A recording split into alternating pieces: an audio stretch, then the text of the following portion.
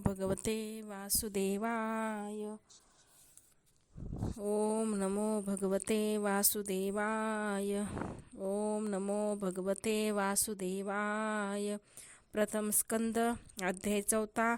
महर्षी व्यासांचा असंतोष. व्यास म्हणाले, त्या दीर्घकालीन सत्रात सहभाग घेतलेल्या मुनीमध्ये ऋग्वेदी विद्या वयोवृद्ध कुलपती शौनकांनी याप्रमाणे सांगणाऱ्या सुतांची प्रशंसा केली आणि म्हटले.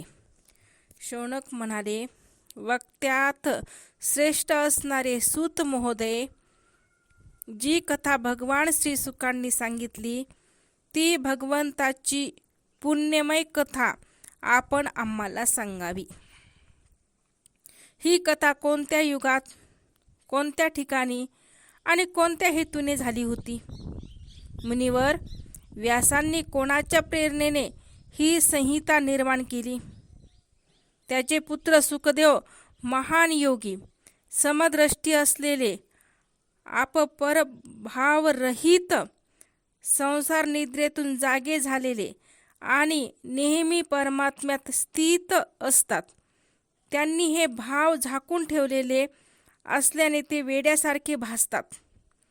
संन्यास घेण्यासाठी वनात जाणाऱ्या पुत्राच्या पाठोपाठ जेव्हा व्यास मुनी जाऊ लागले, त्यावेळी सरोवरात स्नान करणाऱ्या तरुण स्त्रियांनी नग्न अवस्थेतील सुकांना पाहून आपण वस्त्र धारण केले नाही, परंतु वस्त्र नेसलेल्या व्यासांना पाहून मात्र लज्जेने वस्त्र धारण केले.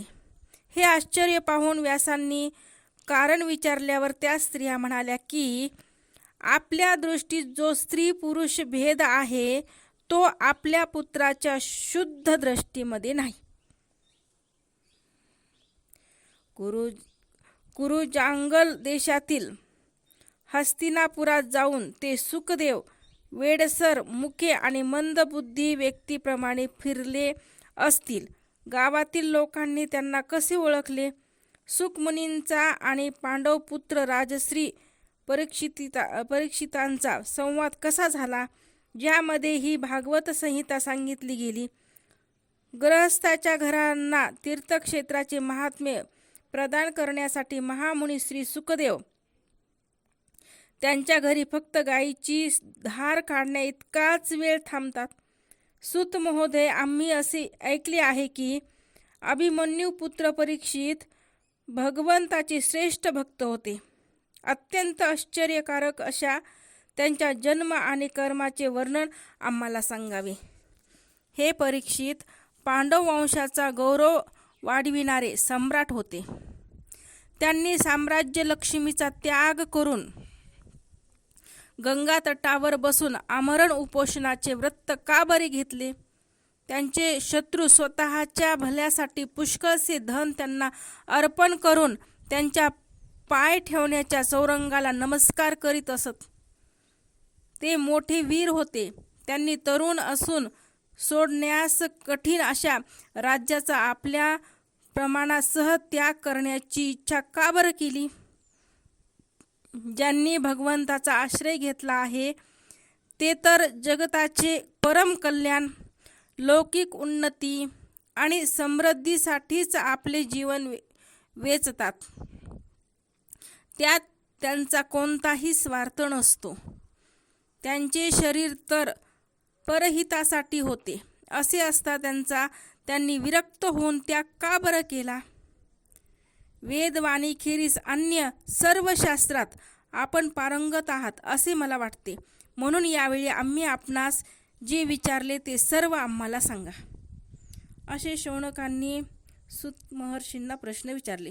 तेव्हा सूत म्हणाले, 4 युगापैकी तिसरे द्वापार युग होते. तेव्हा महर्षी पराशरापासून वसुकन्या सत्यवतीच्या ठिकाणी भगवंताचे कलावतार अशा योगी व्यासांचा जन्म झाला. एक दिवस सूर्योदयाच्या वेळी सरस्वती नदीच्या पवित्र जलात स्नान करून ते एकांतात पवित्र स्थानावर बसले होते. महर्षी व्यास भूतकाळ आणि भविष्यकाळ जाणत होते. त्यांची दृष्टी अचूक होती. त्यांनी असे पाहिले की न समजणाऱ्या कालगतीमुळे प्रत्येक युगातील समाजात धर्मभ्रष्टता आणि त्यांच्या प्रभावामुळे भौतिक वस्तूच्या शक्तीही क्षीण होत जात असतात. समाज श्रद्धाहीन आणि शक्तिरहित होतो. त्यांची बुद्धी कर्तव्याचा योग्य निर्णय करू शकत नाही. दिवसेंदिवस आयुष्यही कमी होऊ लागले आहे. लोकांचे हे दुर्भाग्य पाहून श्री व्यासांनी आपल्या दिव्य दृष्टीने सर्व वर्णन आणि आश्रमाच्या लोकांचे हित कसे होईल यावर विचार केला. त्यांनी विचार केला की अग्निहोष्टामादी वेदोक्त कर्मांनी लोकांचे हृदय शुद्ध होते. त्या दृष्टीने यज्ञाचा विस्तार करण्यासाठी म्हणून त्यांनी एकाच वेदाचे 4 विभाग केले. व्यासांनी ऋग्वेद, यजुर्वेद, सामवेद, अथर्ववेद अशा 4 प्रकारे वेदाचे पृथक्करण केले, वेगवेगळे केले. इतिहास आणि पुराणांना 5वा वेद म्हटले जाते. त्यापैकी ऋग्वेदाचे पैल, सामवेद गायक विद्वान जैमिनी आणि यजुर्वेदाचे अध्ययन करणारे एकमात्र वैशंपायन झाले. अथर्ववेदामध्ये दरुण नंदन सुमंत मुनी प्रवीण झाले. इतिहास आणि पुराणांचे अध्ययन माझे वडील रोमहर्षण यांनी केले. या ऋषींनी आपापल्या वेदाचे इतर अनेक विभाग पाडले. याप्रमाणे शिष्य, प्रशिष्य आणि त्यांचे शिष्य यांच्याद्वारा वेदाच्या अनेक शाखा तयार झाल्या. स्मरणशक्ती कमी असणाऱ्या लोकांनाही वेद शिकता यावेत म्हणून दयाळू भगवान व्यासांनी वेदाचे विभागन केले. स्त्री, शूद्र, संस्कारशून्य, द्विज असे तिघेही वेदश्रवणाचे अधिकारी नाहीत. ते कल्याणकारी शास्त्राच्या कर्माचे आचरण करण्यात चूक करतील त्याचेही कल्याण व्हावे या हेतूने दयाबुद्धीने महामुनी व्यासांनी महाभारत या इतिहास ग्रंथाची रचना केली.